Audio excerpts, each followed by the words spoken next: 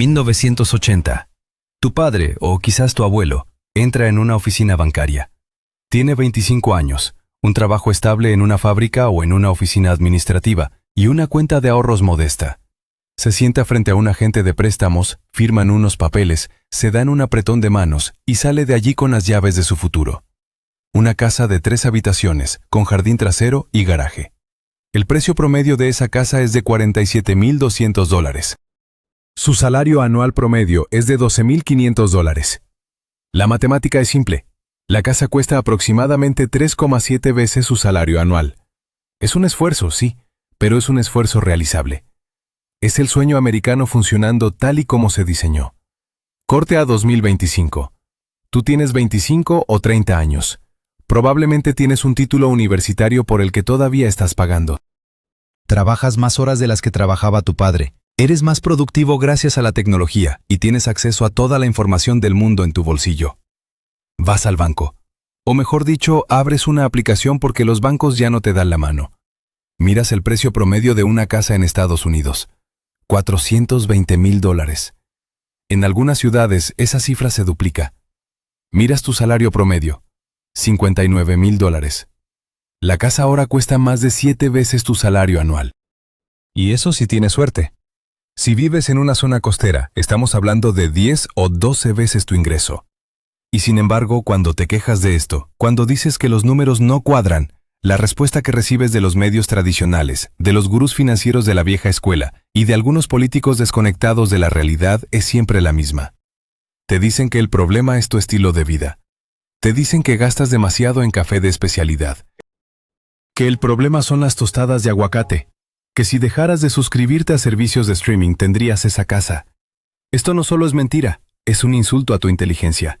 Y es una cortina de humo diseñada para ocultar el mayor robo de riqueza intergeneracional de la historia moderna.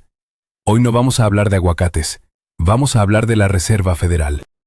Vamos a hablar de BlackRock y de cómo el capital institucional ha convertido el derecho a la vivienda en una clase de activo especulativo.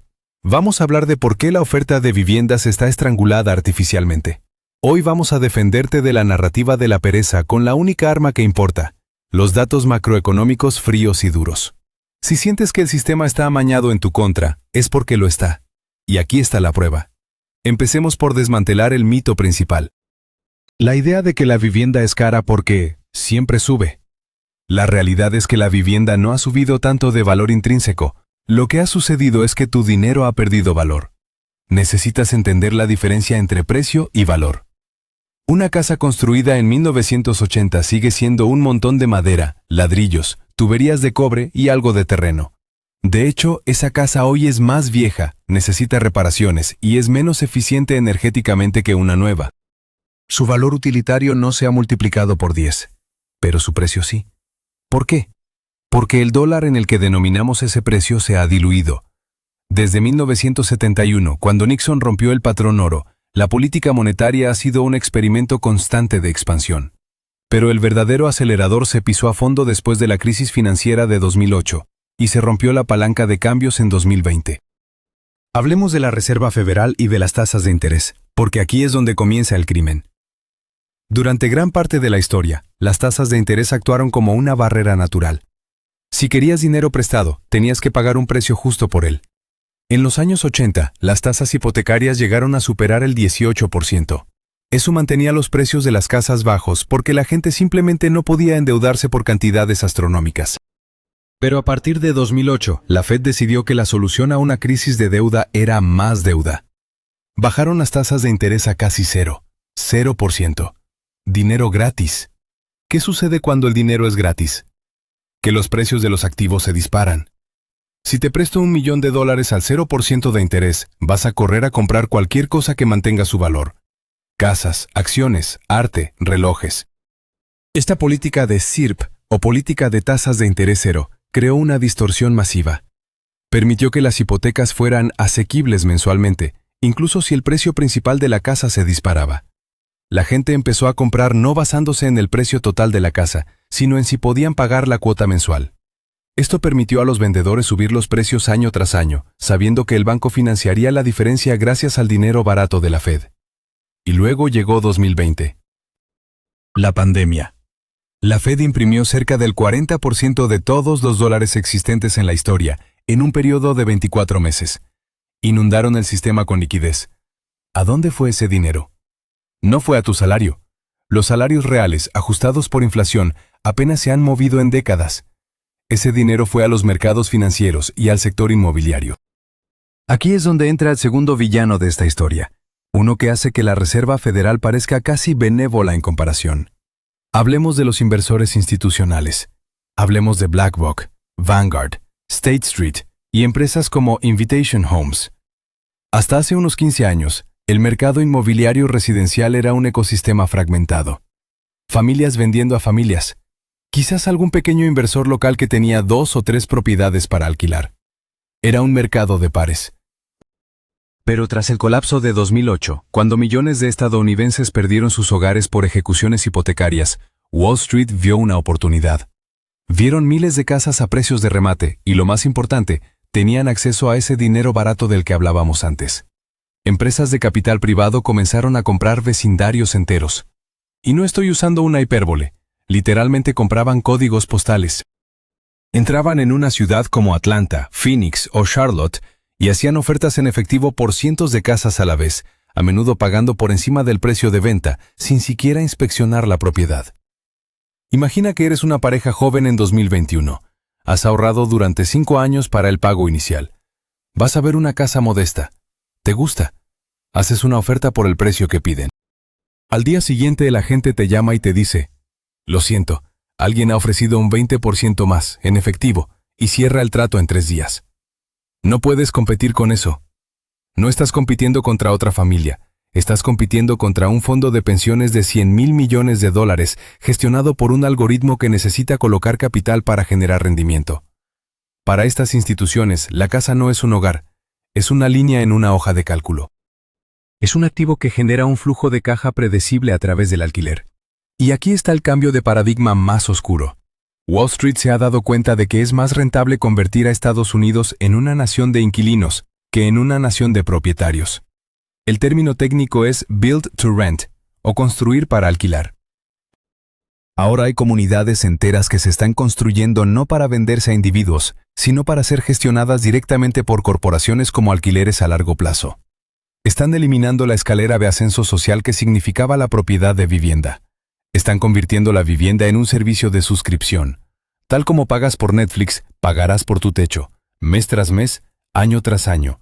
Y al final de 30 años no tendrás nada. 0 patrimonio. Es la uberización de la vivienda, y es aterrador. Ahora, un escéptico podría decir: pero espera, si los precios son tan altos, ¿por qué no construimos más casas? La ley de la oferta y la demanda debería solucionar esto, ¿no? Ese es el tercer pilar de esta crisis, la restricción de oferta. Y aquí, lamentablemente, el enemigo a veces somos nosotros mismos, o al menos nuestras regulaciones locales. Estados Unidos tiene un déficit crónico de viviendas. Se estima que faltan entre 3 y 6 millones de unidades habitacionales para satisfacer la demanda actual. ¿Por qué dejamos de construir? Primero, la crisis de 2008 aniquiló a los constructores. Muchos quebraron. Los que sobrevivieron se volvieron extremadamente cautelosos. La mano de obra calificada abandonó el sector. Carpinteros, electricistas, fontaneros. Muchos se jubilaron o cambiaron de industria y nunca fueron reemplazados. Hoy, intentar construir una casa es una pesadilla logística, porque no hay quien la construya. Segundo, los costos de los materiales. La inflación no solo afecta a los huevos y la leche. El precio de la madera, el cemento y el acero ha subido drásticamente. Construir una casa de nivel de entrada, esas casas pequeñas de 1000 pies cuadrados que eran comunes en los años 50, ya no es rentable para los constructores. Los márgenes de beneficio son demasiado bajos. Si van a pasar por el dolor de cabeza de construir, van a construir una casa de lujo, porque ahí es donde está el margen. Por eso ves tantas McMansions y tan pocas casas asequibles. Y tercero, y quizás lo más frustrante, las leyes de zonificación y el fenómeno NIMBY, Not in my backyard, no en mi patio trasero. Los propietarios actuales, esos que compraron sus casas hace 30 años por una fracción de lo que valen hoy, tienen un incentivo perverso para bloquear cualquier nueva construcción. Si se construyen más casas en su vecindario, la oferta aumenta y el precio de su activo podría dejar de subir tan rápido.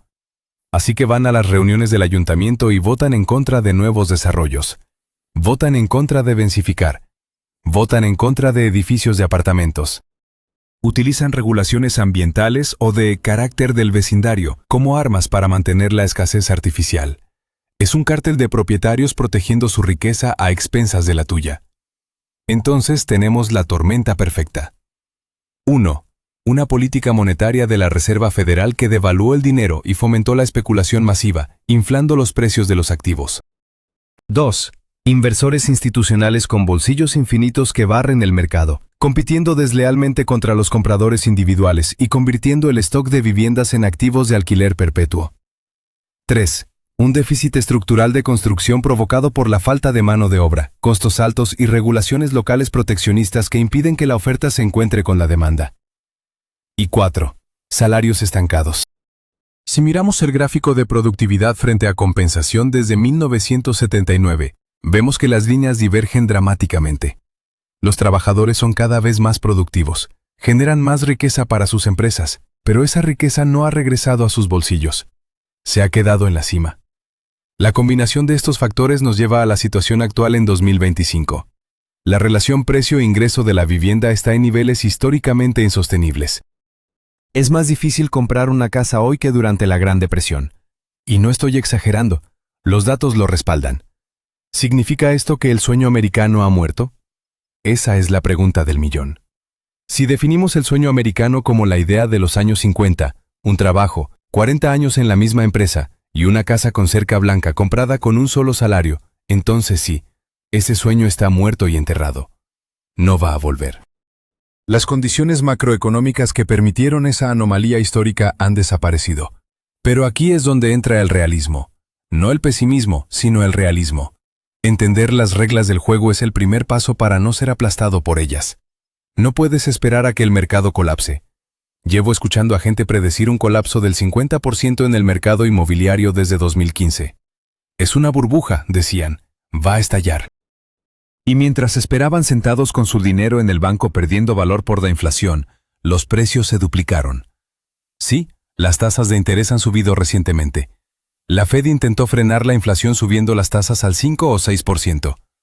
En teoría, esto debería haber bajado los precios de las casas, pero no lo ha hecho significativamente. ¿Por qué? Porque nadie quiere vender. Si tienes una hipoteca al 2,5% que conseguiste en 2020, no vas a vender tu casa para comprar otra con una hipoteca al 7%. Se llama el efecto de bloqueo. El mercado está congelado. Pocas transacciones, precios altos. Entonces, ¿qué opciones tienes? ¿Cómo te proteges? Primero, tienes que dejar de jugar al juego antiguo.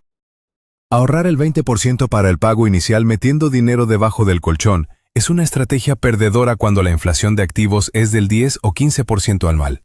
Necesitas que tu dinero trabaje, incluso si es poco. Segundo, tienes que mirar donde nadie más mira. Las zonas costeras y las grandes metrópolis están saturadas. El arbitraje geográfico es una de las pocas ventajas que tiene nuestra generación gracias al trabajo remoto. Si puedes ganar un salario de Nueva York viviendo en un pueblo de Ohio o en una zona rural de Texas, cambias la ecuación matemática a tu favor. No es lo que soñabas, quizás querías vivir en el centro de la acción, pero es una estrategia de supervivencia financiera. Tercero, considera el house hacking. Comprar un dúplex o una casa con una unidad extra, vivir en una parte y alquilar la otra. Es la única forma de que los números cuadren hoy en día. Usar el ingreso de alquiler para subsidiar tu propia hipoteca. Básicamente te conviertes en un mini inversor para protegerte de los grandes inversores. Es cínico, lo sé, pero funciona. Y cuarto, y esto es lo más difícil de tragar, redefine el éxito. Tal vez la propiedad de la vivienda no sea el vehículo de inversión definitivo que fue para tus padres. Si los números dicen que alquilar es significativamente más barato que comprar, y en muchas ciudades hoy en día alquilar cuesta la mitad mensualmente que una hipoteca, entonces alquila. Pero no te gastes la diferencia, invierte la diferencia. Compra acciones, compra activos que no requieran mantenimiento ni pagar impuestos de propiedad. No te obsesiones con ser dueño de 4 paredes si eso significa ser esclavo de un banco durante 30 años bajo términos abusivos. Lo que quiero que entiendas es que no es tu culpa. La ansiedad que sientes al ver los precios de Zillow no es porque no te esfuerces lo suficiente. es la respuesta racional a un entorno económico hostil. El sistema financiero ha priorizado la estabilidad de los bancos y el crecimiento de los activos de capital sobre la capacidad de la clase trabajadora para tener un techo propio. Han sacrificado el futuro de los jóvenes para proteger la riqueza de los viejos y de las corporaciones. La Fed no va a venir a salvarte. El gobierno no va a pasar una ley mágica que baje los precios a la mitad. BlackRock no va a decidir de repente vender sus miles de casas por caridad. La única salida es la educación financiera extrema y la adaptación radical. Entender que el dinero es una herramienta que se está devaluando, entender que la deuda puede ser un arma o una soga, y entender que esperar a que los viejos tiempos vuelvan es una sentencia de muerte financiera. No compres la mentira de las tostadas de aguacate. Cómete la tostada si quieres, pero mantén los ojos abiertos. Estamos navegando en aguas desconocidas, y el barco del sueño americano tiene una vía de agua en el casco. No esperes ser capitán. Empieza a construir tu propia balsa. Analicemos ahora con más profundidad el papel de la deuda nacional, porque es un factor que rara vez se menciona en las conversaciones de sobremesa sobre el precio de la vivienda, pero es el motor invisible que impulsa todo este caos. Estados Unidos tiene una deuda nacional que supera los 34 billones de dólares. Escribo esa cifra para que visualices la magnitud. 34 seguido de 12 ceros. ¿Por qué importa esto para tu capacidad de comprar una casa en un suburbio de Denver o Nashville? Porque el gobierno de Estados Unidos está atrapado. Con una deuda de este tamaño, no pueden permitirse mantener las tasas de interés altas para siempre. Si las tasas se mantienen altas, el costo de pagar los intereses de esa deuda nacional se comería todo el presupuesto federal, superando el gasto en defensa y seguridad social. El gobierno colapsaría bajo su propio peso. Esto significa que inevitablemente la Reserva Federal se verá obligada a bajar las tasas de interés nuevamente o a intervenir para controlar la curva de rendimientos. Tienen que imprimir dinero para pagar la deuda vieja. Se llama dominancia fiscal. Y cuando impriman ese dinero, cuando vuelvan a abrir el grifo de la liquidez para salvar al gobierno de la insolvencia, ¿qué crees que pasará con los activos reales? Exacto, subirán de precio. Otra vez. Esta es la tesis del macro realista. La inflación de activos no es un error del sistema, es la característica principal del sistema actual para purgar la deuda soberana. Están devaluando la deuda a través de la inflación, y si tú no tienes activos que se inflen, como una casa o acciones, tú eres quien paga la factura. Tu poder adquisitivo es el sacrificio que se hace en el altar de la estabilidad de la deuda nacional. Por eso, la idea de esperar a que los precios bajen es tan peligrosa. En términos nominales, en dólares, es muy probable que los precios de las casas en 2030 o 2035 sean mucho más altos que hoy. No porque las casas sean mejores, sino porque el dólar valdrá mucho menos.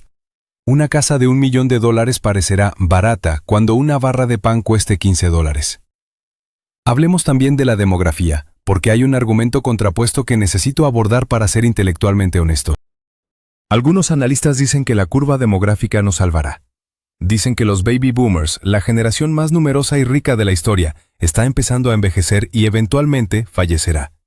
Se habla de la gran transferencia de riqueza. La teoría es que millones de casas de boomers inundarán el mercado en la próxima década, aumentando la oferta y bajando los precios. Es una teoría bonita, pero tiene fallos graves. Primero, los boomers están viviendo más tiempo. Se están quedando en sus casas más tiempo, fenómeno conocido como aging in place. No se están mudando a residencias tan rápido como se esperaba. Segundo, y más importante, ¿a quién le van a vender o dejar esas casas? En muchos casos, los costos de salud y cuidados de larga duración al final de la vida son tan astronómicos en Estados Unidos que los boomers tendrán que vender sus activos para pagar su propia vejez. ¿Y quién tiene el efectivo para comprar esas casas rápido y sin complicaciones? Volvemos a nuestros amigos de Wall Street. Las instituciones están esperando esa transferencia. Están listas para absorber ese inventario antes de que llegue al mercado abierto. Además, si heredas la casa de tus padres, es probable que tengas hermanos. ¿Qué hacen 3 hermanos con una casa? La venden para repartirse el dinero. ¿Y quién la compra? El mejor postor. De nuevo, el ciclo se perpetúa. No podemos ignorar el impacto psicológico de todo esto. Hay una sensación de desesperanza aprendida en nuestra generación. Cuando ves que el objetivo se mueve cada vez que te acercas a él, dejas de correr. Esto explica fenómenos sociales que vemos hoy, como el lujo silencioso o el gasto en experiencias efímeras. ¿Para qué ahorrar para una casa que nunca podré pagar? Mejor me voy de viaje a Japón o me compro ese bolso de marca. Desde un punto de vista puramente financiero, es una decisión terrible. Pero desde un punto de vista psicológico, es un mecanismo de defensa. Es una forma de reclamar algo de control y disfrute en el presente, porque el futuro parece inalcanzable. No condeno a quien piensa así, pero mi trabajo es decirte que ese camino garantiza la pobreza en la vejez. Si renuncias a la acumulación de activos ahora porque es difícil, serás un anciano dependiente del Estado en un momento en que el Estado probablemente no tenga recursos para cuidarte. Entonces, ¿cuál es la conclusión final de este análisis? La vivienda se ha transformado. Dejó de ser un bien de consumo duradero y un derecho básico implícito para convertirse en un instrumento financiero globalizado. Tu competencia no es tu vecino, es un fondo soberano de Noruega, un fondo de pensiones de California y un algoritmo de Nueva York. La era de la vivienda barata y abundante fue una anomalía histórica de la segunda mitad del siglo XX, posible gracias a la abundancia de tierra, energía barata y una demografía joven. Esas condiciones ya no existen, pero no todo está perdido. La historia humana es la historia de la adaptación. Quizás el futuro no sea la casa unifamiliar en los suburbios. Quizás veamos el resurgimiento de la vida multigeneracional, donde familias enteras viven bajo el mismo techo para compartir gastos, como se ha hecho durante miles de años antes de la anomalía del siglo XX. Quizás veamos el auge de las cooperativas de vivienda, donde la propiedad es compartida. Quizás la tecnología de impresión 3D y las casas modulares finalmente rompan la barrera de los costos de construcción. Lo importante es que te quites la venda de los ojos. Deja de sentirte culpable por no poder replicar la vida de tus padres en un mundo que no se parece en nada al de ellos. No eres perezoso. Estás jugando en modo difícil, en un juego donde las reglas cambiaron a mitad de la partida. Acepta la realidad. Estudia el dinero, entiende la inflación y traza tu propio camino, aunque no se parezca a la postal del sueño americano que te vendieron en la escuela. Esa postal ha caducado. Es hora de dibujar una nueva.